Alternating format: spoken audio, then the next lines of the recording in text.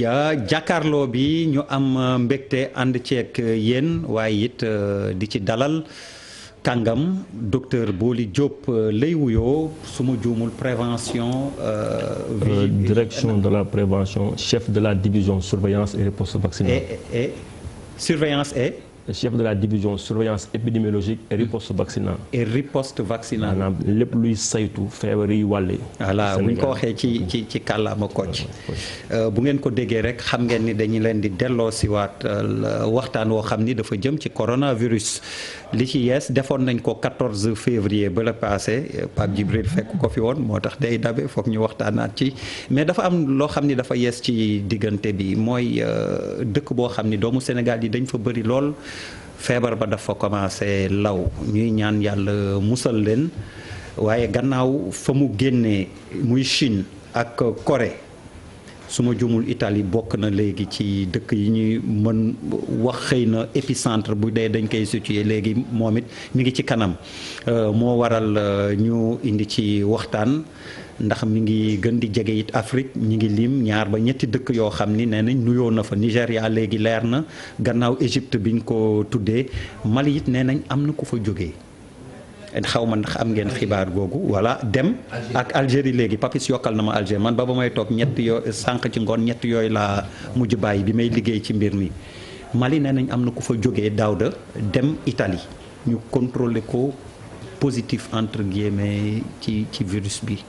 mu xaw a jaaxal nit ñi tamit nee nañ Mali fan la ko fa war a jëlee déjà xibaar boobu ndax dafa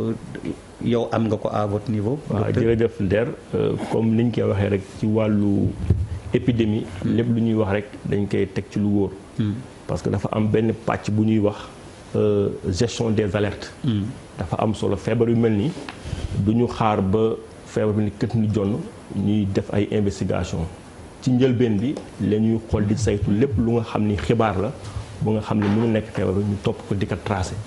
nag duñ ci mun a àddu tant que demul ba dugg laboratoire ba génn laboratoire leen moom la wala du moom. moo tax toujours booy xool dëkk yu bëri depuis bi que OMS déclaré une urgence de santé publique de portée internationale dëkk yi dañu yëgalaat seen niveau de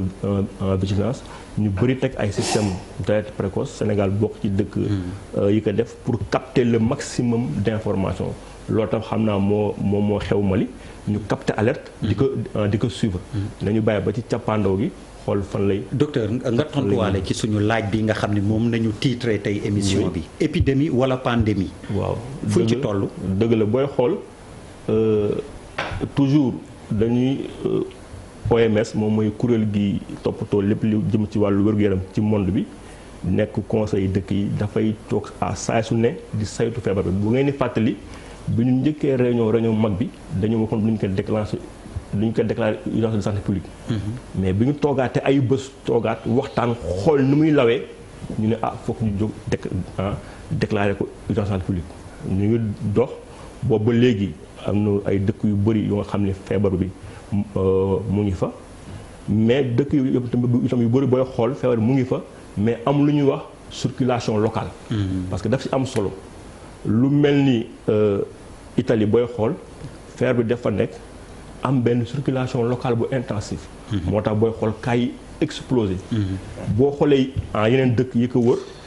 lu mel ni ay Finlande lu mel ni ay Suède ay benn ñaari cas la dañ fa ñëw mais amul circulation locale donc balaa yoon pandémie il faut virus bi nekk ci continent yëpp tamit mu am lu ñuy wax circulation locale maanaam law bi nekk ci biir réew mi ci biir réew mi loolu tamit dafa laajaat expert toogaat saytuwaat xayma pour mun ko déclarer juste tey dama si information yi mujj yi OMS dañuy wax par exemple risque dañuy def en urgence quoi alerte kii possibilité pandémie risque de pandémie très élevé def ko entre guillemets très élevé sax moom mooy lu muy tekki moom mooy li ma wax tey booy xool ci xayma continent boo gis rek feebar bi mu ngi fa nga jël Afrique feebar bi mu ngi fi Europe mu ngi fi Asie mu ngi fi Amérique mu ngi fa donc mun na nekk ci continent yëpp wax dafa am yenn critères yu nga xam ni dañ ci war a dugg pour ñu déclarer ko pandémie te yooyu critères bokk na lu ñuy wax la circulation locale de la maladie booy xool yenn dëkk yi parce que ci njëlbeen waxtaanoon nañ ci est-ce que dañu war a rapatrier wala déet loolu débat boo nga xam ni bon xam fi dañ koy wax c'est pas la bonne mesure su may xool États-Unis parce que cas yi fa nekk yëpp du ay cas yoo xam ni dafa nekk circulation locale cas yi ñu indi la maîtriser leen donc loolu tamit fokk ñu toog xool yenn critères pour mun ko déclarer. oui dama am samay question boobu mais non le débat est lancé macha allah man kañ je ne demande pas mieux au masque. parce que barki dem dama ñëw je suis rentré dans un taxi mu def ko quoi ça il m'a rappelé la maladie quoi man fàttoon naa ko maa ngi woon sama ay mouvement mais fa lañ si toll Sénégal aujourd'hui port masque yi dañ ko war a def man ça je veux vraiment keroog nag moom papis poussière bee ko waral mais dafa mel ni nit ñi par prolongement effectivement qui mettent ça moo tax ma ne docteur bi est-ce que dañ ko war a sol poussière bi arrêté na mais gars yi ñi ngi continuer wër masque li njëkk xool d'abord masque yi lan mooy seen njëriñ parce que dafa am masque ak masque bu nekk lu muy protéger bu fekkee nit ki dafa feebar bañ a wàlle feebar bi li ñuy préconiser mooy mu sol masque chirurgical mais yow pour nga mun aaru ci feebar bi masque chirurgical du la aar bu fekkee da nga nekk ku am feebar bi da ngay sol ay masque spécifique yoo xam ni moo lay aar ci feebar bi loolu tamit il faut que tam nit ñi xam ko et tamit booy xool souvent la psychose des épidémies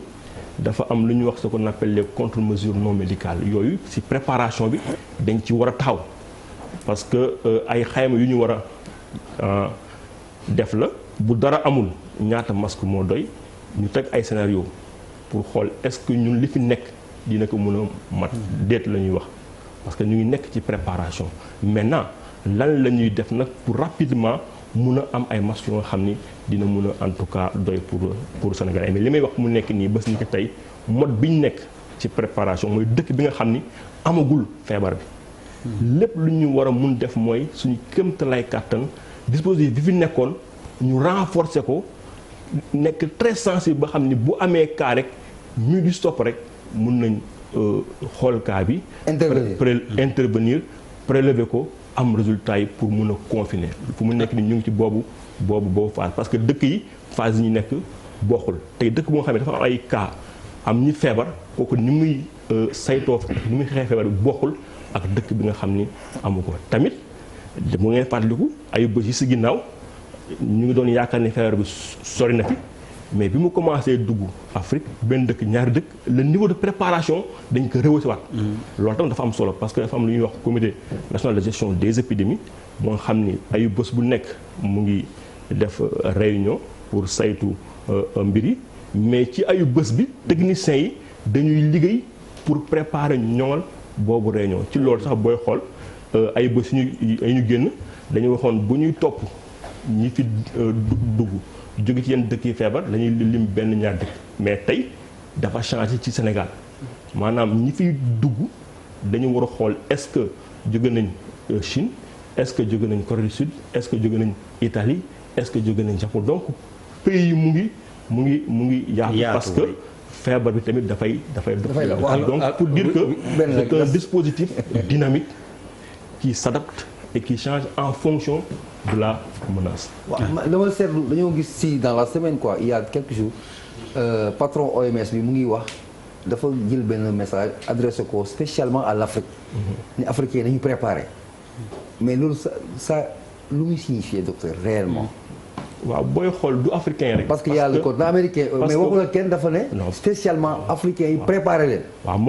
moom lay wax bu ñu ne urgence de santé publique de portée internationale dafa am ay implications. ça veut dire que dëkk yëpp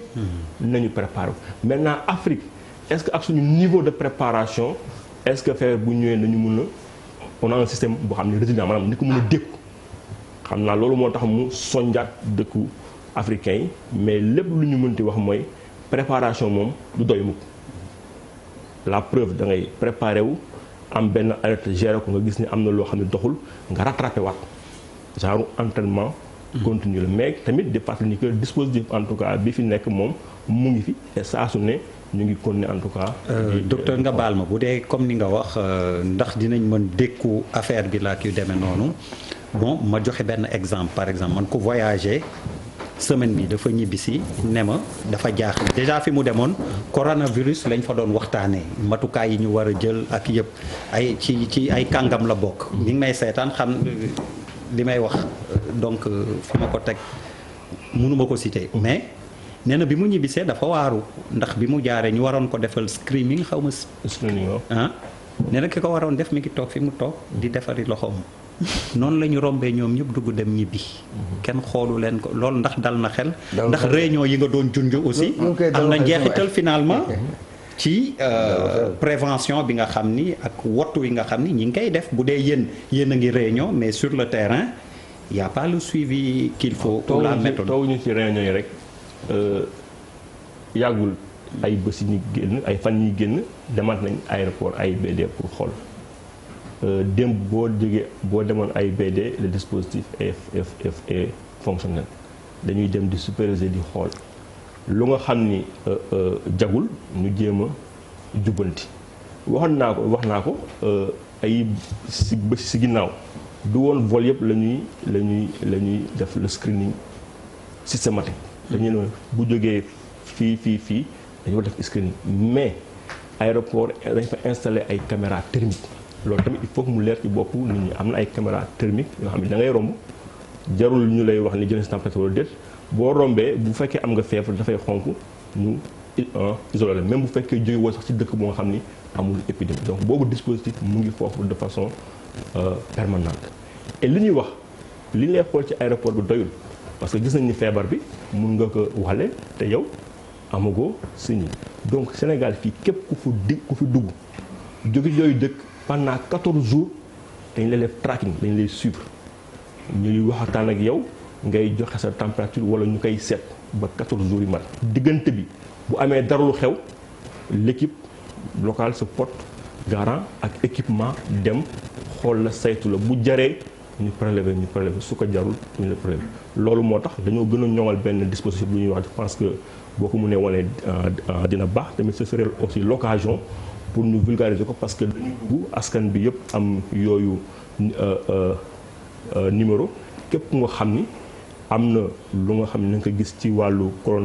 coronavirus muy ko nga xam ni comme li ngay wax nii jóge na aéroport nee na kenn xoolu ko mu am lu muy yëg ci yaramam il y a 3 numéros qui sont disponibles 24 heures sur 24 pour bu ñu ko woowee loolu la ñu appelle cellule d'alerte ñu mun a def en tout cas CAT bi ci war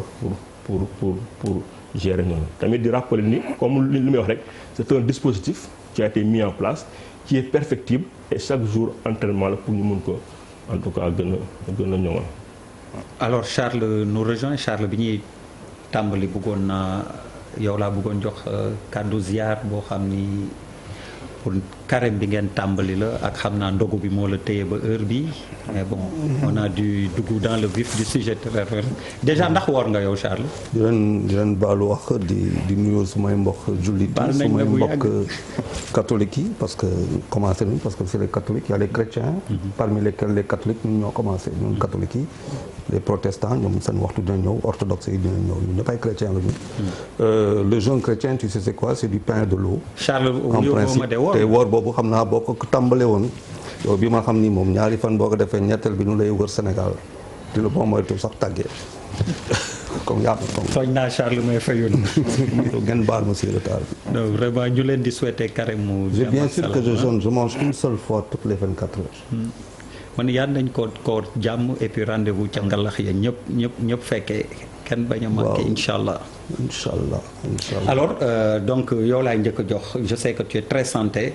Papis këf na plusieurs fois mais yow laay njëkk a jox ak coronavirus bi l'intervention aussi de docteur Boly Diop par rapport à situation bi ni mu évoluer ni ma ko waxee on a beaucoup de parents en Italie situation bi ñu ngi laam-laamee épidémie pandémie bon ñu ne woon nañ ci waxtaanaat. waaw dafa am ay impact yoo xamante ne c'est purement sanitaire ak am ay impact indirect mooy que 23 000 yu nekk fële c'est 23 000 personnes qui envoient de l'argent au Sénégal bu ñu liggéeyul en Lombardie ouais. En Lombardie bu ñu liggéeyul foofu tu imagines en termes de transfert yan impact lay am déjà du point de vue économique rek sans compter ñu fi doon wax keroog ci économie lu muy yàq ci économie mais je pense que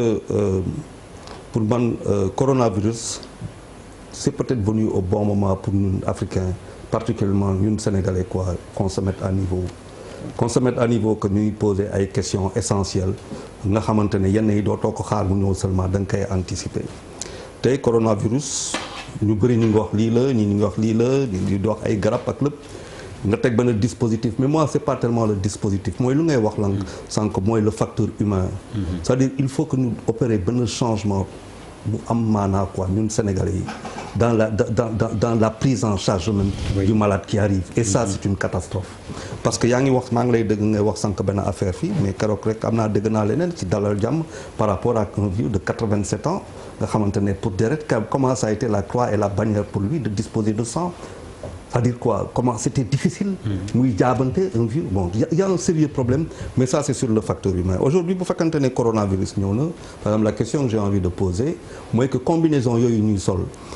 est-ce que on en a assez au Sénégal pour mun ko jox dispatcher si service de santé yëpp mais service de santé yi yemul Dakar parce que les gens ne rentrent pas au Sénégal que par l'aéroport am na le port am na aussi les rentrées terrestres les frontières terrestres yan dispositif cordon sécuritaire lañ teg combinaison yooyu est-ce que on en a suffisamment et docteur est-ce que quand le soignant est au contact koo xamante ne moom dafa jàpp coronavirus est-ce que affaire combinaison boobu c'est usage unique la da nga koy sànni wala da nga koy aseptiser wala désinfecter lu demee noonu comment ça se passe les masques est-ce qu'on en a en suffisant comment dire quantité suffisante c'est valable aussi pour les gants c'est valable pour tout un dispositif waxatuñu kii beneen affaire boo xamante ne pourquoi ma ne le coronavirus dañu nekk ci jamono boo xamante ne pour man quoi c'est des périodes d'insécurité je parle de terrorisme donc genre entraînement la dafa am loo xamante ne on est en état d'alerte quoi genre kii la lu ñu koy waxee am na beneen terme bu ñu koy waxee bu amee ay tooxi doona tout de suite hôpitaux yi situation d'état d'alerte bu ñu nekk quoi lu am solo la est-ce que aujourd'hui on est mis à même de répondre du point de vue humain en termes de réflexe des gens qui sont hautement portés par habités par benn liggéey bu doy waar est-ce que am nañ loolu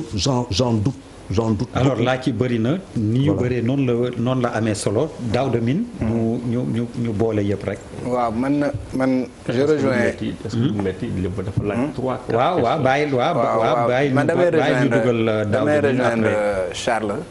parce que tey jii boo gisee dispositif bi nga dégg ñuy wax yëpp c'est basé à l'aéroport donc comme Charles nu mu ko waxee état bu nekk frontière terrestre la am frontière aérienne comme frontière maritime tey jii ban dispositif bu nga xamante ne mettre nañ ko fële au niveau du port autonome de Dakar ban dispositif lañ def au niveau terrestre parce que on sait que le Sénégal quand même les frontières sont poreuses loolu dañ ko yàgg a wax tey jii boo gisee ñu daan waxi drogue également c'est parce que tout simplement nous avons des frontières poreuses est-ce que y a un dispositif bu nga xamante ne mettre nañ ko au niveau de ces frontières là pour empêcher ñeneen ñi nga xamante ne am nañu virus bi ñu mën a dugg parce que tey boo xoolee une 50aine de pays à travers le monde ñoom la virus bi kii te fu ci nekk am na au moins ay Sénégalais yu nga xamante ne dafa nekk léegi su fekkee ni mettre ñu dispositif bi nga xamante ne moom moo war parce que moi je me dis que actuellement nii li ñu mën a accentuer wu suñu lutte mooy ci prévention bi xoddi ko bala ngaa lakkale moom la war a fa wax te tey jii su fekkee ni ñun accentuer yu ñu foofu ba maladie bi dugg si tey je pense que yenn problème la ñuy am parce que tey on parle de notre plateau médical est-ce que am nañ capacité bu nga xamante ne su ñu demee ba coronavirus bi yegsi na fi ba am ñu bëri ñu nga xamante ne laal na leen est-ce que am nañ fu nga xamante ne dinañ leen fa mën a yóbbu pour traiter leen parce que rappelons que coronavirus maladie respiratoire la il faut que mu am dispositif particulier bu nga xamante ne dinañ ko am pour que mu mën a prendre en charge tout cela est-ce que am nañ ko je pense pas est-ce que prévoir nañ fu nga xamante ne am na capacité d'accueil bu nga xamante ne dinañ fa mën a yóbbu ay nit ñu nga xamante ne dinañ mën prendre en charge tout cela je le pense pas parce que dégguma ko benn yoon ci dispositif yi nga xamante ne teg nañ ko en place donc c'est pourquoi je me dis que fi ñu war a gën a accentuer woo tey ji mooy ci prévention bi faire en sorte que yàlla musal ñu ba nga xamante ne du fi dugg parce que bu fi duggee quand même franchement moi j'ai beaucoup de crainte quand même. alors docteur balaa muy gën a bëri li ngay wax di jafe tontu. daf may sinon kii bi nga doon laaj tamit Pierre Da Silva mun nga ko wane au même moment permettre revenir sur le dispositif ayu bés bu nekk chaque semaine on reçoit plus de 1600 rapports venant des structures et qui font le point sur la situation épidémiologique liste au moins 22 maladies yoo xam ni c'est à potentiel épidémique coronavirus woo nga ko maladie respiratoire la il y a un système de surveillance mondial des pathologies respiratoires et chaque semaine l'ensemble des pays dëkk yëpp la ñuy rapporter les résultats virologiques du mën sax ne mais li ñu gis ci laboratoire pour surveiller la grippe parce que tamit dañ nga xam 10 ans yu nekk wala 15 ans yu nekk naam benn genre virus bu bees buy ñëw def épidémie bu mel nii on le prévoit fan la ak kañ la ñu xamul mais dans les estimations dañ xam ren dafa tombé ci Chine mais ci suivi des tendances loolu tamit surveillance la mondiale suivi des tendances dañ koy xam maintenant le dispositif est tellement huilé bi ñu commencé nee naa le dispositif est dynamique et changeant li ñu njëkk def mooy ce qu'on appelle identification des districts prioritaires maanaam tey amuñu ñaar téeméer te ñaar téeméer lañu soxla ñu ngi am fukki dërëm bu ñu amee ay fukki dërëm naka la ñuy def loolu nag dañu jël district yi nekk yëpp ci frontières yi ak l'ensemble des districts de Dakar ñu ne ñii ñooy district prioritaire 45 sur 78 on met là-bas le focus maanaam et loolu chiffres yi dañu si jox raison parce que dañuy topp voyageurs yi ñu bëri bi ñu ñëwee fu ñu nekk xam nañ fu ñu nekk tey et foofu la ñu accentuer formation bi équipement yi li muy wax tey équipement yi boo ko solee doo ko fóot doo ko passé c'est à usage unique dafa am procédure de destruction et damay permettre mooy ñëw ci yenn commission yi parce que y a pas que seulement la ñuy surveiller mais ci ginnaaw am na benn commission prise en charge préparé wu na ci question yi ngay laaj gis nañ ni tey fu mu nekk nii bu ñu amee benn malade ñaar dañu ko jël en charge mais la sécurité de la maladie respiratoire bu ñu ci amee tey benn bu ñu sàgganee suba dañu am téeméer on a prévu dispositif comment faire pour monter en 48 heures ay tentes yoo xam ne nekk benn genre hôpital avec des partenaires donc yooyu dafa am ñoo xam ni ci CNG bi seen xam-xam loolu dafa màcc ci loolu pour jéem a def ay projection moo tax ma leen ko sànq c'est un dispositif vraiment qui est dynamique et qui est changeant et je le rappelle même il y a la commission communication chaque mardi vous suivez les points de presse du ministre avec ses collaborateurs pour dire que la réponse n'est pas seulement que sanitaire la réponse dépasse la santé fu mu nekk nii wax ngeen ko Italie on a des compatriotes sénégalais suñu ay jarbaat ñu ngi fa suñu ay mag ñu ngi fa suñu ay rakk ñu ngi fa du point de vue prise en charge psychosocial bi loolu tamit yëpp lañ ci war a en tout cas saytu xool pour jël anticipé mais li may wax rek préparation loo préparé wu bu la dara bertee foog nga am benn temps de réaction pour mun a jugaat loolu c'est naturel et c'est normal mais li ñuy def rek mooy li ñuy wax on se prépare def loo xam ni maximum la ba tey fu mu nekk nii on est dans un niveau ba nga xam ni dañuy préparer wu pour lu fi dugg ñu mun ko ne cipit ci en tout cas minute njëkk yi pour mu bañ a. mais docteur ñi nga xamante ne par exemple ñu ngi duggee Farafenni ñi nga xamante ne ñu ngi dugg Diaobé wala ñi nga xamante ne ñu ngi dugg Rosso est-ce que am na dispositif yu nga xamante ne teg nañ ko pour saytu loolu tey ñu njëkk suivre Sénégal ñu njëkk suivre en janvier jaaruñu sax aéroport dañu wàcc benn dëkk frontalier dugg Sénégal frontières yi ñoo leen signalé et on les a suivis balaa seen suivi di jeex ñu génn Sénégal dem beneen réew pour vous dire en tout cas le dispositif est là vraiment huilé du la ñuy joxe ay chiffres chaque jour mais tey lu ëpp 400 voyageurs sont dans le plan de suivi am na ñoo xam ni génn nañ ci 14 jours yi am na ñoo xam ne ñu ngi ci 14 jours et ñoom képp ku ci def maanaam ku commencé wane ay mandarga ci saa si war nañ def suñu kéemtalaay kàttan ba et puis ba ñuy xool bi ñu commencé ba léegi am nañu au moins lu mat 7 alertes yoo nga xam ni dem nañu investiguer xool am na ñoo xam ni on les a prélevés ils sont revenus. Charles, je reviens à toi. Pape Djibril, tu as envie d'intervenir? Poser une question? Man toujours ci dispositif bi lay kii mooy suma préoccupation mais surtout la dimension communication. Communiquer, je pense que le constat bi ma def man en tout cas mooy on n'a pas suffisamment communiqué sur le dispositif. waaw man loolu laa jàpp. beneen bi aussi mooy yëgukaay yi nga xamante ni mooy toucher nit yi ci médias de masse yi ak canaux yi nga xamante ni mën nañ ko utiliser tamit pour jot ñi nga xamante ni souvent ñun voix yi nga xamante ni moom la ñuy seetaan am na ñeneen ñoo xamante ni ça les intéresse pas trop est-ce que utiliser nañ suffisamment canaux yooyu yëpp leneen li mooy ñu expliquer ko suffisamment. oui ba mu leer ci bopp nit ñi. tu as tellement raison qu'en 2 semaines tu vois c'est la deuxième fois nous qu'on met sur la table quand même le thème. voilà beneen bi aussi mooy je pense que ne ñi doon militants yi les militants du rapatriement tey dafa mel ni histoire dafa mel ni dafa leen di jox dëgg parce que à partir du moment où ça devient presque une pandémie su boobaa alors que les Sénégalais officiellement sont presque 3 millions ci àdduna bi te foog ñu ñëw surtout activités yi nga surtout li nga xam parce que loolu aussi c'est une question parce que tey ji gis nga Arabie Saoudite mesure bi nga xamante ni jël na ko Sénégal les activités religieuses dafay enchaîner surtout ci mois de mars bi nii le gouvernement du Sénégal lan lay def est-ce que dafay wax sénégalais yi nekk foofu bu leen ñëw wala déet wala ban yan mesure la ñuy jël beneen bi mooy li tax ma ne ñooñu dafa mel ni histoire dafa leen jox dëgg mooy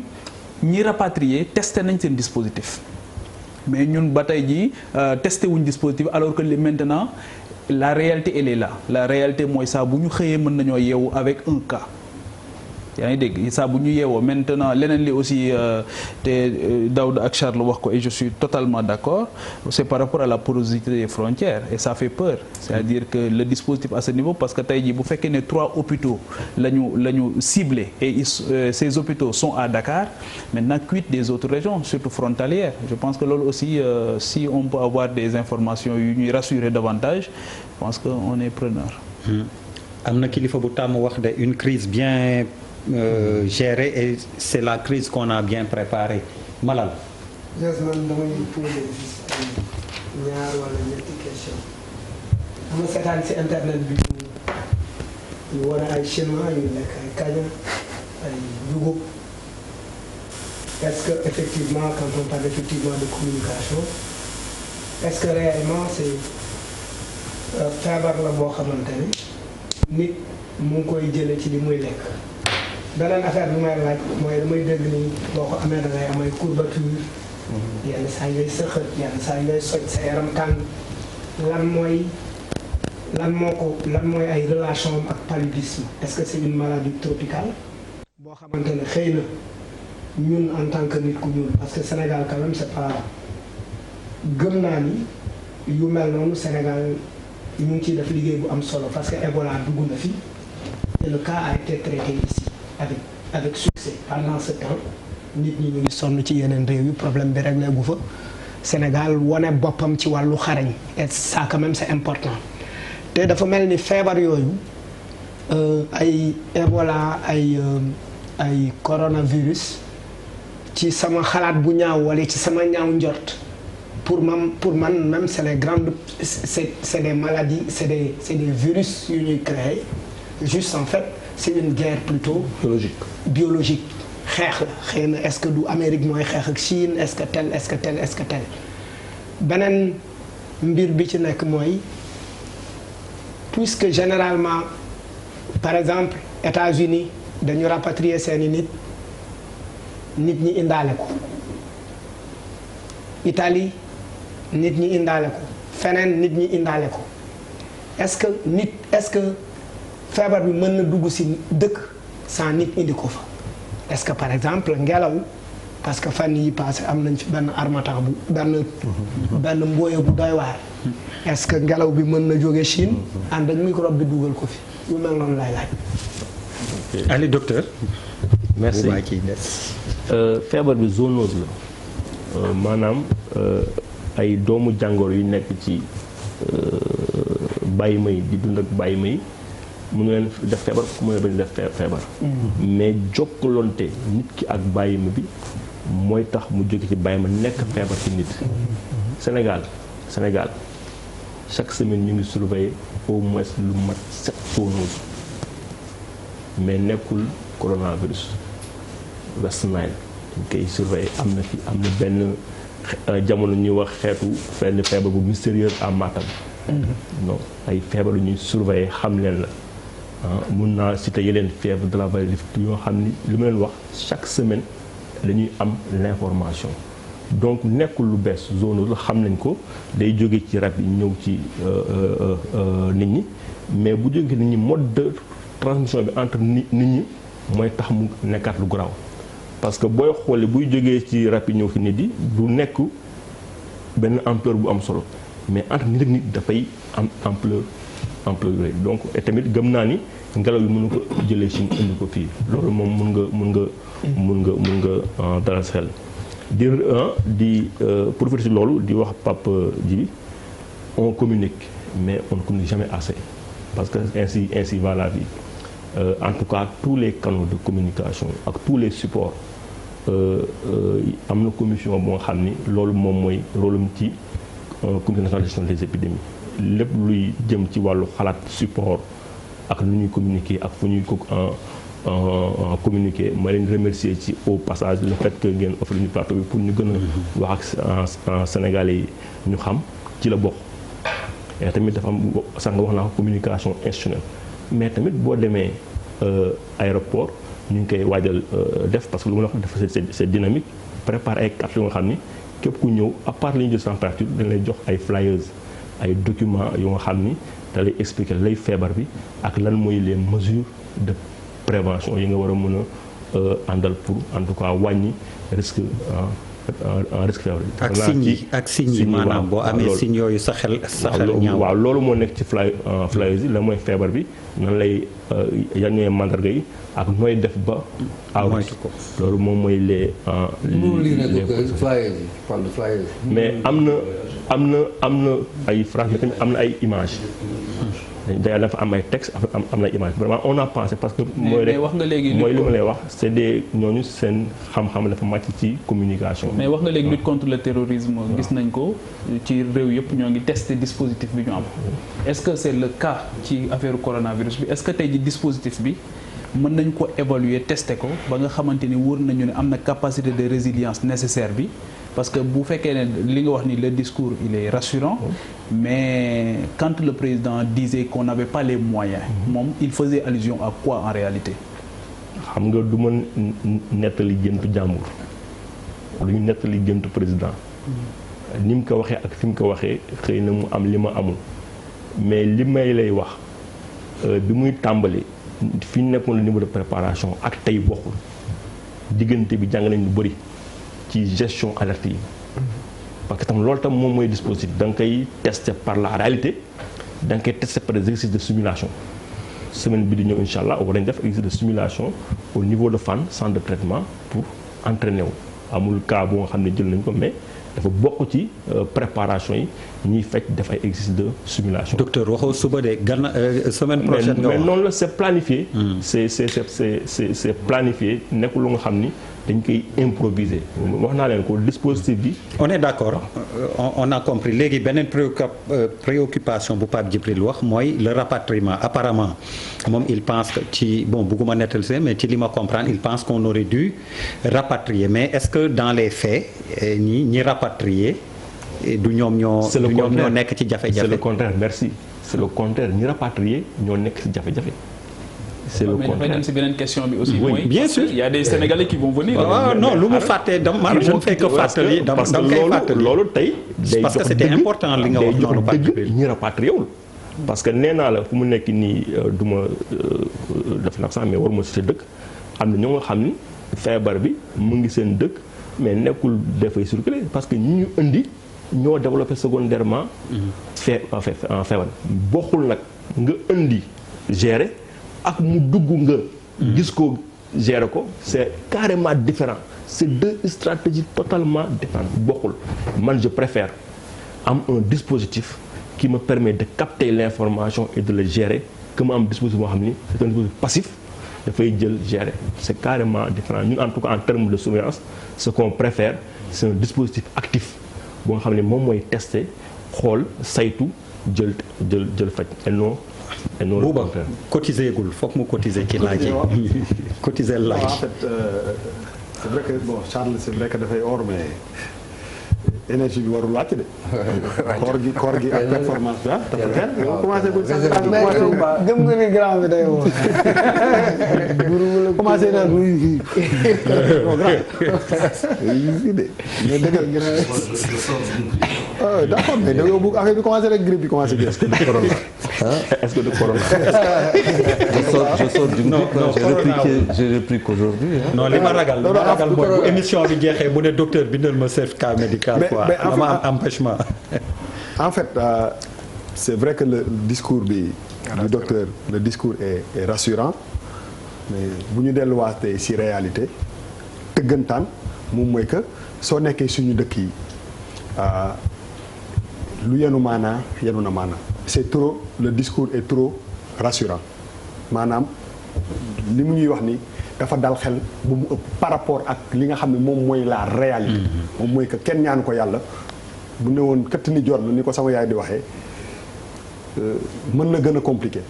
parce que su dee feebar buy wàlle la même le temps que ngay dem di jéem a faj benn nit bu mu dal peut-être que ci diggante bi am na ñeneen nit yu mu ko jox te je pense que li ma déggul moom mooy est-ce que ñun intégré nañu suñu société comment on vit c'est très important est-ce que bi coow coronavirus bi commencé ba léegi man de maa ngi seetlu est-ce que suñu doxalin de tous les jours changé na déedéet est-ce que si suñu dundinu chaque jour nga yeewu même bu egseegul nga seet yow personnellement en tant que nit en tant que sénégalais lan moo war a changer ci sama comportement pour déjà ma commencer jël ay matukaay yoo xam ne ëllëg bu ñëwee dina fekk man ma bay sa waar parce que bu fekkee ni dañu jël affaire bi rek ñu wékk leen ko mooy centre bi nga yore wala ministère de la santé mën nañu peut-être ñaan ñu ko yàlla am ay surprise parce que tout simplement réew yu amul doole lañu loolu mooy dëgg bi mooy réalité te du jour au lendemain mënuñu jékki-jékki jóge ci 10 dem ci 100 c'est pas possible si en termes de moyens te dafa am loo xam ne nit ñi amuñu ko en terme d'élément dañu nekk ci dëkk boo xam ne ñi jàng bëriwul communication mënul yem ci point de presse parce que ñu bëri ñu nekk seen kër yi di seetaan émission bi xam naa ñu naan oui parce que je pense que bu ñuy communiquer suñu mbokk yi dañ ko war a def mu leer mu tasaare mu accessible te loolu ça n'existe pas amul te gisuma kenn ku intégré ci sa nekkin tous les jours mooy li ma doon wax sànq yenn comportement yi par exemple dama lay jox exemple bu banal 98% de jullit lañu wala 95 ak 10% peut-être de catholique wala de chrétien dañu nekk dëkk boo xam ne koo gis li mu lay njëkk a def mooy da lay jox loxo c'est une réalité te joxe loxo dafay joxe feebar bi est-ce que tey jii nii yooyu yëpp waruñu ko poser ci table bi pour ñu commencer déjà intégrer loolu parce que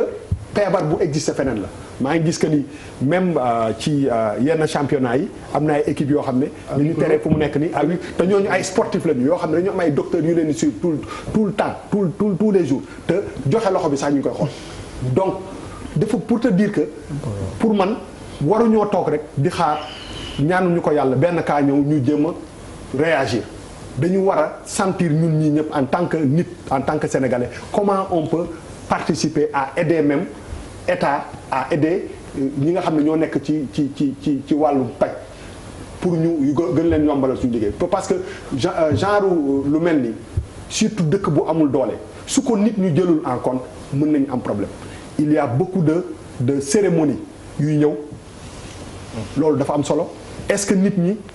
tey jii nii bu ñu ne woon kenn ñaanu ko yàlla ñi dëkk Almadies dootu ñu génn pendant un mois est-ce que nit ñi ngi intégrer cette possibilité il faut l'intégrer il faut que nit ñi man de saa yu ma yeewoo ñu may jege di ma gis chaque jour dama leen ko dama leen ne il faut ñu commencer di ñaaw njort dafa baax c'est-à-dire que tey jii nii bu situation temps arrivé woon comment je vais faire pour survivre comment je vais faire pour que ma famille survive comment je vais faire pour bouger loolu yëpp du loo xam ne dañ koy denc ci ay suuf c'est pas pour tiital nit ñi mais loolu kenn mënu ko gas rek denc taxaw di xaar parce que tout simplement dafa war a nekk loo xam ne dañu commencer di réfléchir comme ça ñaanuñu yàlla mu ñëw mais bés bu fi nekk bu fi ñëwoon du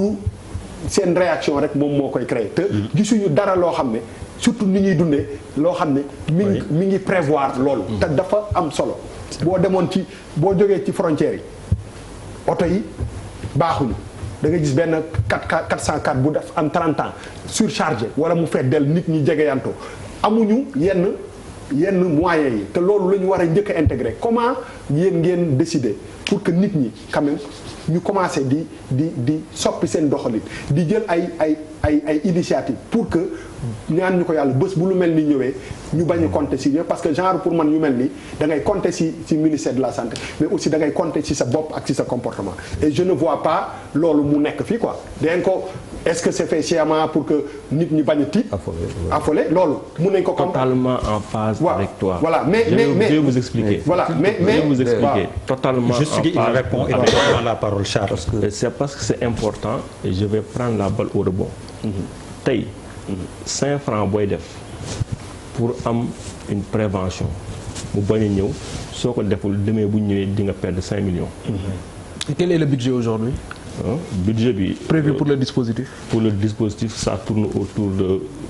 1 milliard et quelques pour la préparation et la réponse. Aujourd'hui, comme je dis, je prends la balle au rebond, ce serait intéressant que les télés et les radios télé ak rajo yi jàppale ñu ci xeex bi maanaam am na ay sport yu bëri yu war a mën jàllale gratuitement non c'est pas gratuit dañuy fay donc loolu yëpp c'est des éléments de plaidoyer ñu xam ne mbir mi lu nekk rek xam nañu dugg santé rek de et nee naa c'est dynamique xëy na bés yi di ñëw fan yi di ñëw di ngeen gis ni le niveau de préparation le niveau d'implication des autres secteurs mu ngi yokk parce que noonu tam la ñuy préparer woo doo jóg rek ne def lépp benn yoon dañuy dem crescendo plus ngay dem plus ngay bonifié wu plus le niveau di yéeg et ça je vous le dis bés yi di ñëw parce que li ñu ko commencé ak fi ñu nekk tey du benn suba tamit fu ñu nekk du benn et comme li mu nga waxee am na 2 semaines 3 semaines feebar bi nekkoon Afrique tey mu ngi Nigéria donc suñu comportement il y a 2 semaines ak 3 semaines warul nekk ak suñu comportement tey c'est dafa war a différent et tamit la préparation la réponse aussi doit être différente je peux vous rassurer que li ñuy gis tey suba ginnaaw suba duñu ko gis en matière de préparation et de réponse mais tamit dañuy lu ñuy lancer la à tous les en tout cas toutes les télé toutes les radios que fu mu nekk nii par rapport ak la menace qui est là yenn sport yi yenn yu ñu mën a jàllale que en tout cas. mais dogguma la docteur mais télé yi aussi ak rajo yi mënuñu jël affaire responsabilité mënuñu jël initiative bu defar sport. sans ñu am par exemple sport. non sans ñu am avalu parce que pour man nga baal ma rek pour ne pas monopoliser la parole pour man sa jëmm ju mag ji. mbir mi dépassé na loolu c'est-à-dire que dafa war a gën a transversal moom laay wax ni quoi du mbir mi pàcc rek moom laay je ne vois pas quand même mu nekk benn xam nga la différence fondamentale que tu poses yow tu es dans le savoir-faire ce que j'ai entendu c'est le savoir c'est le générique am na benn rencontre bu am solo si lu ma dëgg lundi ak président de la République defe naa à 10 heures pare j'espère ça va pas être une rencontre avec des génériques parce que lu ma dégg fii générique la quoi xam nga buuba dafa dugg ci biir wax bi c'est le savoir-faire tey quand on dit par exemple réquisition mais si on a des panneaux lu mu tudd des panneaux numériques on a des panneaux machin on a des télévisions on fait une réquisition de tout et on passe la communication bu dee on en arrive là c'est-à-dire que c'est des paliers dafa poser question sànq bu am solo par rapport à un budget il est évident aujourd'hui que bu fekkente ne le coronavirus comme l'a dit un médecin wala benn spécialiste fële à Harvard que l'année prochaine en 2021 affaire bi mën na évoluer de 40 à 70% de l'humanité qui serait affectée sans pour autant que en termes de taux de mortalité nous arriver à des choses assez extraordinaires à des chiffres qui pourraient affoler le monde mais cela veut dire que nous devons tout de suite faire face wax nga ko sànq moi ça veut dire que en termes de générique moi c'est ça mon problème toujours on a toujours ce qu'il faut à l'arrivée on est toujours surpris parce que tout simplement damay jox exemple bu ndaw quoi il y a eu au stade Demba Diop il y a quelques années benn mur bu effondré wu on a vu toute la difficulté que cela a été pour évacuer des choses comme ça et pourtant c'est pas les ambulances qui manquent il y en a sont là et c'est le facteur humain tey bu may toog di déglu yaa ngi wax par exemple en termes de communication est-ce qu'on sait aujourd'hui on est à quel niveau par exemple de l'alerte est-ce qu'il y a une alerte est-ce qu'on est à l'alerte jaune alerte rouge loolu xamuñu ko c'est quoi l'autre niveau d'alerte est-ce que nous en sommes au niveau d'alerte parce que kii fii la Nigeria c'est à quelque part de nous est-ce que aujourd'hui nous savons tous les comment dire tous les soignants sont-ils en mesure combien sont-ils yoo xamante ne malade bi bu amee formation am na jox nañ leen loo xamante ne tout de suite pour la prise en charge est-ce que aujourd'hui am na liggéey boo xamante ne def nañ ko pour ñu xam ban spécialité ban garab la ñuy yëkkati est-ce que ñu ngi ne chloroquine ñu ngi ne lu ne ñun fan lañ ci toll est-ce que on va je veux dire aujourd'hui il faut et c'est pour ça que ma ne que le coronavirus quelque part c'est bien pour nous c'est pas que mu ñëw fii mais daf ñuy alerter mooy lu ngay wax sànq les cas rapides yuy fees lamb ji qu'est-ce qui va se passer promiscuité bu ñuy dund n'oublions pas que nous sommes des familles pauvres on est nombreux dans nos familles machallah loolu yëpp c'est-à-dire rien n'est encore dit est-ce que aujourd'hui je pense par rapport à la réunion qui va avoir lieu lundi j'espère est-ce que vraiment les gens sont à hauteur des soucis de Bouba et qui sont les nôtres quoi mais Bouba ak Charles vraiment ay tubaab ngeen ko wax parce que li ngeen bëgg mënul sotti tamit parce que nous on est des pauvres non li ngeen di wax ni mënul sotti on est des pauvres types le noir il est pauvre type mais lan la ñu voulez c'est-à-dire bu ma leen déggee ngeen wax ngeen ne woy mais il faut que d'abord li ñu war a njëkk a intégrer mooy nous sommes un pays sans moyens mais loolu la ñu wax. mais une réquisition non mais j'aimerais bien que tu nous dises. non d'abord la ñu bëgg a wax pour man. waaw lan la ñu bëgg a wax pour man. waaw dëkk bu ne am na particularité. pour man town lañ boo xamante ne Sénégal dëkk la boo xamante ne bu xaw a. bon est-ce que tu penses que. non attends tu m'as coupé. tu as eu l'indécence. non non ba pare il faut que tu me dises je te coupe. non il faut nga wax ñu lan nga la ñu bëgg a wax mu leer. parce que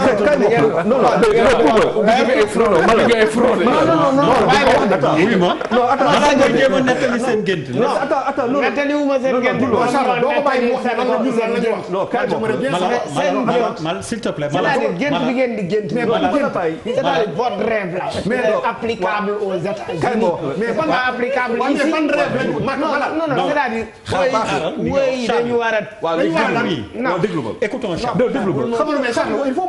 non déglu ma. lan la ñu Italie on a dit qu'il y a eu on a discuté on a discuté avec Daouda Mine il y a eu 7 morts defe naa ba démb wala ci démb je ne sais pas. sur les 7 morts on s'est rendu compte que tous avaient plus de 75 ans. s'il te plaît 70 ans on s'est rendu compte foofu c'est-à-dire il y a des informations yoo xamante ni man fa lay xaar nit ñi plus 70 ans ñoom ñëpp 80 70. oui tu veux dire les sujets plutôt faibles la affaire bi di affecté et il y a même des gens qui ont dit que au niveau de l'enfance de la jeune enfance on a un système immunitaire boo xamante ne moo gën a taxaw feebar bi dafay kii quel est aujourd'hui par exemple ci est-ce que ñun am na ay niveau d'alerte yoo xamante ni si laboratoire ñu ngi koy liggéey pour xool par rapport à notre environnement est-ce que coronavirus bi on peut y faire face ak yu demee noonu c'est-à-dire il y a rien de scientifiquement établi on reste dans le générique et ça moi je peux pas l'accepter des médecins non mais malade non docteur Charles dafa interpellé nee na il y a rien de scientifique qu'est-ce que tu veux dire li nga doon wax c'est que dama comprendre après ñu dellu ci li ngeen di wax mais lan la ñu wax non ce que vous dites mooy war nañu jël dispositif yi il dit que ñun mais yan dispositif non doo ñu attaqué ba pare te waxoo li leen war nañu jël mais waxuma loolu man j'ai pas dit ça bul ma wax loolu ma waxul non da nga ne dafa am loo déggul nga ni da nga ne dafa am loo déggul lu des lu ma dafa am lu des waaw li des waaw li ngeen di wax nii bu ma leen déggee yéen ak Charles pour man réflexion la yoo xamante ne. ay tubaab la ñu quoi. mais lan la ñu wax. non dégg réflexion tubaab la lu tax mu nekk réflexion. mais lan la ñu wax ba mu nekk lu tubaab dama ne gis nga wax mooy comportement loo xam ne. non da nga ne. da nga ne. waaw ñu ngi ci dañu nekk ci benn dëkk boo xamante ne nit ñi dañuy tàncaloo ci ay karaat. mais j'ai pas dit ça. oui. mais non dama ne la. non vous avez évoqué la promiscuité. non vous avez évoqué densité évoqué poussière beeg évoqué effectivement. même poussière. évoqué on n'a pas parlé de poussière arrête bu ba tamit. non il faut que tu arrêtes. déglu ma non parce que li ñuy wax waxuñu ko. mais écoute-moi. non parce que yaa ngi naan poussière man mosoo ma dégg ma poussière. non dama ne la da nga ne je t'ai bien écouté da nga ne. waaw. Sénégal dafa nekk benn dëkk boo xamante ne tey. est-ce que on pourrait se préparer mun nañ préparer wu ay cas imaginer ñu tëjal ñu Almadies. waaw. ma ne la. il a raison. le dispositif bi nga mun a am États-Unis mais munoo am le même dispositif de préparation technique au Sénégal. mais j'ai jamais dit que loolu tu n'as pas les ressources et tu n'as pas les moyens financiers. mais je n'ai pas dit ça. mais dama ne tey jii bu ñu ne woon affaire bi dafa tas biir Médina ñaanuma ko yàlla comme foofu laa fekk. ñu ne la léegi il faut ñu gérer loolu comment je vais survivre pendant 2 semaines. c'est-à-dire mais soo intégré wul loolu léegi waxuma ni man mais non effectivement amuñu moyen. moo tax ñu war ko xalaat li ngeen wax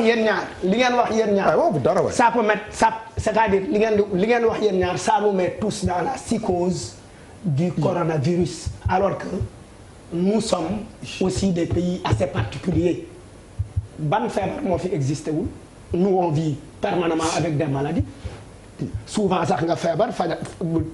testel sa bopp les Sénégalais on dit que oui boo bëggee faj sa bopp am na ñu ci jéngu sax ne oui man de toute façon coronavirus limon ak nangam ak nangam les Sénégalais non déglu man bu ñu amee tey palu non danga may déglu bu ñu amee palu y a des gens qui font recours à des médicaments de pharmacie il y a d'autres gens qui font recours à d'autres trucs. li ma la bëgg a wax mooy ne nous mettez pas nous Sénégalais dans la psychose du coronavirus. non ok je comprends. waaw mais Der. man aussi globalement dama préoccupation dans le même sillage mooy toujours par rapport aux moyens parce que il faut se parer à toute éventualité fii ñu toll loolu aussi mooy la réalité loolu rek lañ ci wax. nous sommes un pays boo xamante ni aussi qui est très fréquenté de waxuma la sax ñeneen ñi nga xamante dañuy jóge feneen am fi yitte waaye suñuy doomu bopp rek dañuy jóge feneen xam nga ñu nekk Wuhan moom comme identifié nañu réew ma ñu nekkoon sax mënuñu leen woon bàyyi ñu ñëw waaye feneen nit mën na faa jógee daal di ñëw fi mu ne ni Sénégal gis nañ Arabie Saoudite dafa jël tey dogal junj dañ ko sànq docteur buggu ci ñëw mais waaw donc on va vers des événements importants quel dispositif pour ça leneen li mooy le personnel soignant est-ce que def nañ suffisamment et là aussi je pense que il faut que ñu dégg syndicats yi nekk ci corps médical bi est-ce que le personnel soignant parce que on a vu ce qui s'est passé avec d'autres médecins ailleurs ñoo xamante ni faj nañ ba mujj des ci tey jii est-ce que suñu personnel soignant def na suffisamment de simulation à Diourbel à Ziguinchor un peu partout ba nga xamante ni waajal nañ leen ci mbir mi nga xam bés bu agsi woon dina parce que il faut se préparer il y a pas de fatalisme mais il faut se préparer à toute amul catastrophisme mais il faut se parer à toute éventualité. alors ça rejoint un peu li Charles doon wax docteur ñu may ko mu mais Der gis naa ni bëggoo ñu waxtaan quoi mais algorithme bi ma la jox. mais projeté ko. non on l'a mis seetlu woo ko. xam naa yaa ngi woon en plein développement def naa la signe plusieurs fois dañ ko war a waxtaan. xoolal li ngi nii. dafa résumé dispositif dafa ça c'est pas le dispositif mais pour la gestion des alertes bépp information. algorithme de gestion des alertes dans le cadre de la préparation. que mu jógee ci communauté bi. que mu jógee ci feebar que mu jógee ci institut de santé. que mu jógee ci SNEPS wala SAMU. il y a une cellule d'alerte. il faut combien d'argent 1 milliard pour ça. non c'est pas ça. lii docteur. lii yëpp c'est bien mais xaalis moo koy kii mais non déglu ma lii on l'a fait sans argent c'est les experts ñoo toog. waxtaan teg ko mu nekk nii. bon Charles bu la nee xaalis c'est la mise en œuvre probablement. mais la mise en œuvre. nee naa leen dañuy travailler ci ay chiffres. d'accord les voyageurs yi njëkk a suivre bu ñu xoolee 98% yi. Dakar lañu nekk. d'accord Dakar ils ont été formés. d'accord ñooy assurer le suivi bu amee cas ñoom ñooy dem. investiguer bu ñu war a prélever yaa ngi doon wax pratique. on pratique. nekkuñu ci théorie dañuy dund mbir yi su ma nekk 98% il y a d'autres régions yoo xam ne am nañ ay voyageurs yu doon suivi bi am na ñu génn am na ñu génnagul c'est-à-dire que ñu ngi dans l'action nekkuñu dans la théorie maintenant par rapport aux événements religieux ak ñi war a ñëw loolu le comité en tout cas scientifique s'est réuni ce matin pour yi éléments yi bees yi ñëw proposer un document technique pour que l'autorité mën a jël les décisions qui sied. docteur une question rek. un exemple. Cap Skirring aéroport am na fa non. oui il y a des thermiques là-bas caméra thermique. moo tax on a priorisé xam nga loo gis rek planning la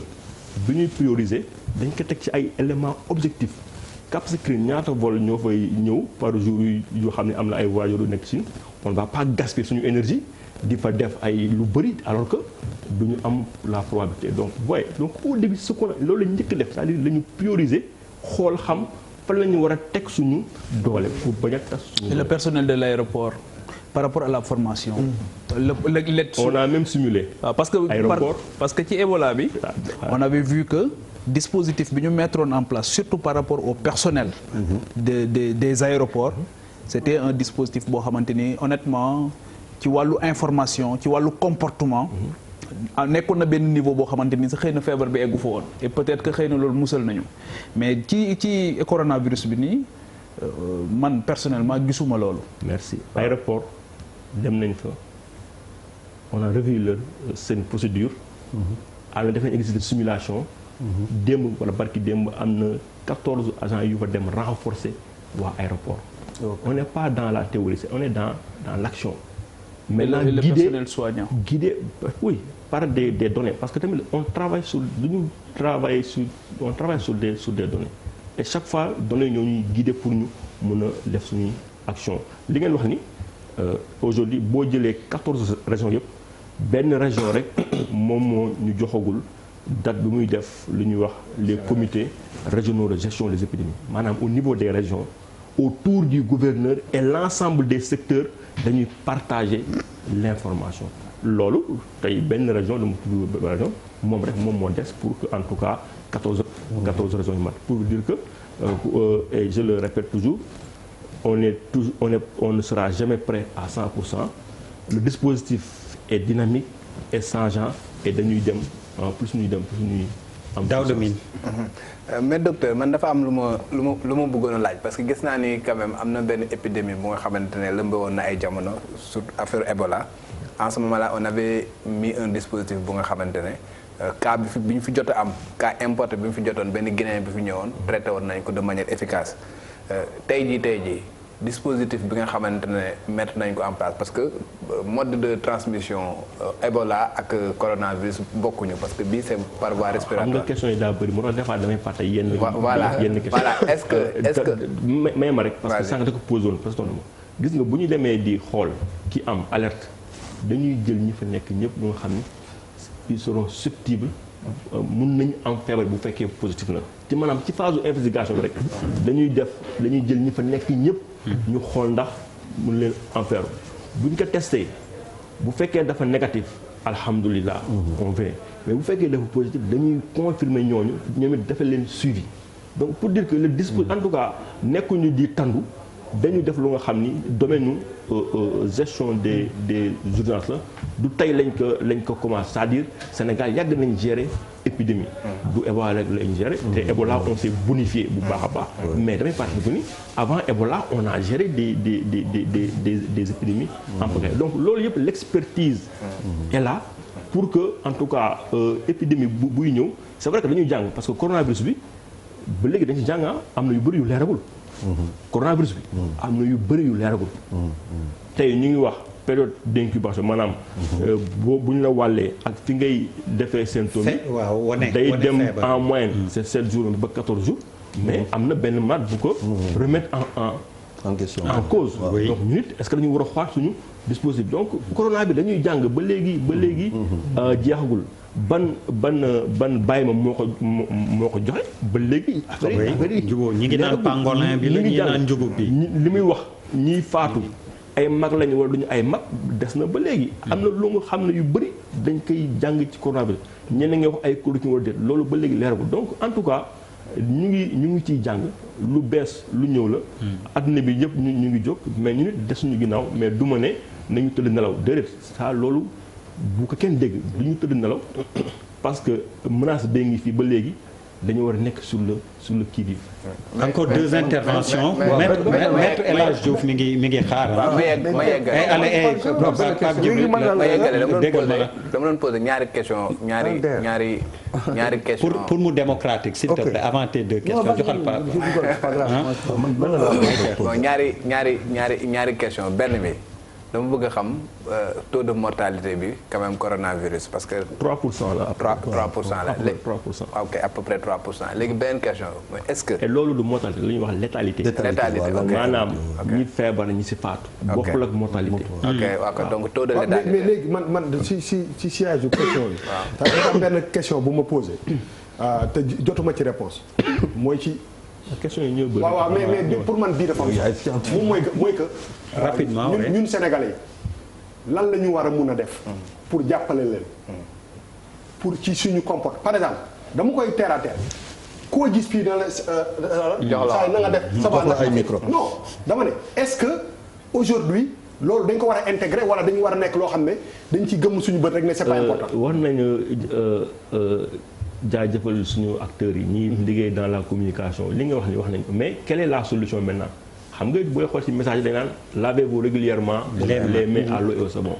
li ko waral parce que comportement bi moo ko waral lu mu néew ñaari waxtu yu nekk war nga soit nga raxasu wala nga def solution hydroalcoolique loolu mu ngi ci message yi parce que tamit message yi du jóg rek juddu noonu dañuy xool analyser comportement nit ñi xool est-ce que message bi ñu ko waxee dina nit ñi dañ ci adhéré wala déet loolu yëpp dañ koy étudier jàng ko balaa ñuy génnee génne loolu tam li ma bëggoon tontu mais xam naa question yi ñu bëri moo tax tontu ma si mais c'est dafa nekk lu nga xam ne vraiment nit ñi Papis Diaw xool nañu Charles laisse pas pour écourter ñaari affaire benn bi c'est sur la communication ça me paraît fondamental dafay am genre cacophonie parfois man personnellement par exemple j'ai reçu si sama WhatsApp un médecin bi wax ne chloroquine par exemple am na effet ci affaire bi gars yi di ko partagé amul beneen source d'information c'est en partant du WhatsApp nga jël ko man je l'ai même envoyé à mes frères qui sont à l'étranger en Allemagne mais sama toog frère yi fa nekk. c'est un papier waaw Ndoumbelane aussi. waaw Ndoumbelane. waaw kan la ñu déconnecté foofu Ndoumbelane yow. Amadou Seck lañu déconnecté. waaw lu tax ñu demoon ko. non comme ça rek. pour ñu xamul Papis foog nga la wax la mooy Ndoumbelane seen groupe WhatsApp bu doy waar la Papis. li tax ñu tuddee ko noonu dégg rek dama doy Ndoumbelane kay c'est des amis d'enfance. loolu tam dama koy wax dafa am lu ñuy wax système surveillance bu bees. dama si bëggoon dolli. parce que surveillance dafay tamit day dem ak jamono ay xarale. tey la ñuy wax surveillance basée sur les événements. tey li yooyu noonu c'est un signal dañ ko war a capturer. jox maintenant la parole à un spécialiste. mu def benn communiqué ñu posté ko. pour joxe la mais yéen loolu yëpp defu leen ko de. mais oui mais docteur comme yaa ngi toog doo ñu ci tontu chloroquine bi ñuy wax am na ci wala man laajte naa par exemple wax nañ ma ni ci am amu ci nee naa la ñu ngi jàng lu bëri. et pourtant c'est un spécialiste français qui l'a dit mais bon que certains ont jugé non ban spécialiste bon attention à la limite moo tax ma ne la on capte c'est un docteur français non nañ def nank on capte le signal on le vérifie parce que c'est pas kenn ku taxaw wax rek ngeen ne docteur français. oui non c'est pas comme ça. voilà mais c'est ça la question de c'est quand même le monde c'est quand même dans des journaux européens. non Charles c'est moi qui avais une fois la parole. le monde docteur voilà pourquoi j'ai posé la question. yow yaa jëloon parole bi monopolisé. non c'était pas non c'est vrai nag. on parle de question yu njëkk yëpp yow la et looloo tax après tu n'as plus droit. l'objet de la question c'est ça en fait. loolu am na comment les gens se sont comportés man personnellement je l'ai écrit je l'ai envoyé à mes frères. à ma petite famille ay di ko et je sais que y a man on l'a envoyé. Donc les Sénégalais se sont partagés cela. Moi je l'ai pas peut-être fait. pour non je veux dire certains par exemple. Quelle est la conséquence parce que même on a vu des journaux européens titrés la maladie qui va être traitée de la façon la plus facile. et loolu dafa am impact ci comportement nit ñi. oui. c'est-à-dire boo tey feebar bi am na garab. oui les moyens de prévention yi dañuy bàyyi ko. oui. erreur la moo tax. am na ñoo xam ne boo leen toppee moom dañuy bàyyi. mais c'est réflexe naturel. fu mu nekk nii waaw fu mu nekk nii chloroquine bi ba léegi c'est pas encore prouvé. ça c'est clair et net. Exactement. tey dans le monde scientifique li Chine am ci ay cas li Chine am ci traité. Chine moo ci mën wax dara. oui mais kenn ku dul Chine. mënu la ci wax mais docteur mais Charles dernière question. non deux questions d'abord on ne peut pas nous dire que la Chine on ne peut pas nous dire que quel est le médicament utilise la Chine c'est-à-dire bu ñu ko mënul wax c'est une catastrophe kooku benn la on doit savoir ce que la Chine utilise et la chloroquine a été avancée kooku c'est des papiers dans les médias. c'est des papiers beneen question bu ma ko posé docteur. mooy est-ce que je pense ay antirétroviraux la ñu utilisé. non il y a des antirétroviraux mais kooku c'est des guerres kii lu mu wax sànq bu ñu waree dem ba ci antirétroviraux nga xam ne c'est la guerre commerciale. Charles mët na de gaawal ci question bi comme ça docteur tontu ñu est-ce que ñu tolluwuñu tey ak suñu pharmacopée suñuy garab yi yu ñu yor fii est-ce que tolluwuñu ci recherche véritablement pour une pharmacie une industrie pharmaceutique africaine wala xaw ma sous-régionale. mais dañ ko war a encadrer harmoniser ko parce que tey li ñu gis. moom mooy ku nekk rek day jóg wax def mais dañ ko war a encadrer tey boo demee faculté pharmacie am na département spécifique buy jàng plante yi di xool les principes actifs. ku jóg ne day fecc ci plante yi te jaaroo par l'épreuve de la science tey mënuñu parce que ñun loolu lañ bëgg tey bu ñu sañoon ñu ne tel feebar dañ koy fecc garab bee ngi nii. mais il y a des investissements importants dans la recherche. mais loolu nag xam nga c'est des questions yoo nga xam ni on doit les traiter de la façon la plus démocratique tey. c'est-à-dire. fu mu nekk nii y a un problème fondamental par rapport à la nomenclature de la médecine traditionnelle. maanaam non je parle de la recherche. maanaam c'est-à-dire la recherche. Charles xam naa ne affaire bi mën jeex. mais question bi dafa am solo Charles li nga posé. mais léegi ñaata la ñuy def ci recherche. ñu daanelee ba mu mën a jur dara. est-ce que ñoo ngi ciy def li ñu ci war a def pour mu jur dara parce que aussi y a une guerre boo xamante ni. recherche da ngay xool ak da ngay xool la part du budget bi dem ci recherche dans les pays développés et les sous-développés. ça va même nous réconforter. Ici, quelle est la part du budget? Moins de 1%. bëriwul. tey les pays développés investissent plus dans la recherche que les pays sous-développés ça c'est connu c'est sûr. loolu tamit moo tax ñuy gën a développer parce que tant que tu favorises la recherche. te da ngay am des preuves factuelles tu vas avancer. mais bu fekkee da nga ko aussi délaissé da ngay nekk en retard. wax na ko il y a beaucoup de plantes qui sont là mais le problème moom mooy. alors docteur ñëw nga ba fii est-ce que am na loo xam ni fi jàngoro jooju toll bëggoon nga ko wax te génnul ci laaj yi nga xam ni da nga koy baaxee askan wi. loo bëggoon waaw li ma koy posé waale li ma lay posé waale question. question juridique tey jii. daaw de këf question de droit la xanaa. non du question non tey jii par exemple coronavirus bu fi duggoon est-ce que mettre ngeen dispositif bu nga xamante ne di ngeen mën mettre ñi nga xamante ne infecté nañu en quarantaine. am na waaw. fan la am na c'est le service des maladies infectieuses de Fann. foofu lay nekk. avec un nombre de lits bien déterminé. service boobu tuuti na de docteur. waaw. bâtiment tuuti na tuutiwul. bâtiment vétuste. dañ ko yeesalaat non bu bees la yooyu. gën nga fa dem de. ci Ebola bi la fa gëj. non waaw gën nga fa nag bâtiment bu bees tax lañ moo fa nekk. waaw xam naa gën nga fa dem li may wax daal di wax ni feebar bi c'est-à-dire tey kenn du ne coronavirus nekk fi li gën a am solo mooy mesure de prévention yi nit ñi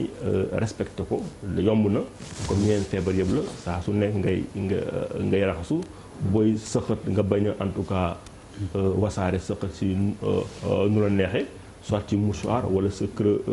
mais docteur il paraît que kii te loolu c'est important. abatul masque. non parce que man dama seetaan. j'ai regardé ci benn chaîne en France par exemple masque yi gars yi di sol. masque yi mënul tere. mënul la tax doo ko am. day tax kenn ki bañ la wàll. mais wax naa ko léegi nag. waaw mais non pour te dire que ñu bëri de foog nañu bu ñu solee masque yi rek. non mooy li ma doon wax dafa am ay mooy yi nga xam ne moom la ñuy opéré les moom la Sénégalais yi war a xam communication bi ngeen di wax. mais pourtant mais non commencé na loolu effectivement wax na masque chirurgical. mooy ñi opéré yi ñuy communication ñu ngi wax waxu communication dama ne le Sénégalais lambda na ma kenn wax ni gis na fi dara loo xam ne mi ngi koy yee tous les jours ça n'existe pas du ci ay point de presse il faut mu nekk un truc yoo xam ne nit ñi dañ leen di gindi ci ay informations yoo xam ne dañ koy soxla. mais nag buuba foog nga d'accord ak man ni communication daa jafe la preuve rek nii j'ai expliqué les types de masques ak lu ñu mën protéger lu ñu mën protéger yàggul et j'ai vu que ñi fi nekk ñëpp booy jël benn ñaar am na ñoo xam ni rekki na leen donc dans la communication aussi dañu war a ñëwaat. mais moo tax ngeen war ko def. mais ñu ngi koy def nag xanaa nag doyul. parce que loolu xam naa ne doyul mais vraiment. xëy na sax xëy na efficacité bi mooy poser problème xam nga fii. c'est bon loolu c'est l'efficacité de la communication. Papis yow yaay jeexal vraiment. waaw maay jeexal pour renforcer la ci loolu. c'est pas vous seulement et chaque fois dañ koy reprocher la presse Sénégal ñu ngi communiquer il y a foo ñëw ci àdduna bi am na commission communication wala cellule communication ça existe il y a un budget un temps soit peu pour la communication mais le vrai problème c'est l'efficacité de la communication. xaw ma ndax yaa ngi comprendre nuance je bi. comprends très bien. Ils s'organisent mais ils ne sont pas agressifs. je comprends très bien. Ils sont pas agressifs. loolu dafa même boo agressivé dafa dépendre. parce que y a des situations yoo xam ne tu dois porter ça parce que c'est nit ku des. nekk ak son centre d'intérêt. ak lu ko intéressé. tey les messages passeraient bu fekkoon les séries ñu gën a sant dañuy def ba ci digg bi rek taf message bi ñëw. mais les communicants xam nañ ko. mais combien ça coûte. mais docteur loolu du sa liggéey yow. mais yow technicien nga yow non yow mais non xam nga man li may wax ni xam nga mooy sama dama la wax Bouba dama ko gisul fenn. Bouba si c'est-à-dire c'est des initiatives yoo xam ne yéen il y a deux choses qu'on ne fait pas en Afrique. Bouba parce que initiative bu émission bi. déglu woo ma moo la invité non. waaw mais non non. yow yaa ko oui bien sûr. moom laa lay wax ñun ñooy jël initiative bu. offrir leen non dama ne. waaw déglu woo ma de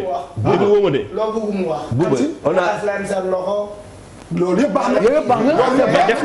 na ko léegi bi muy il a daal. communiqué. docteur sujet boo xam ni la vraiment duñ ko épuiser.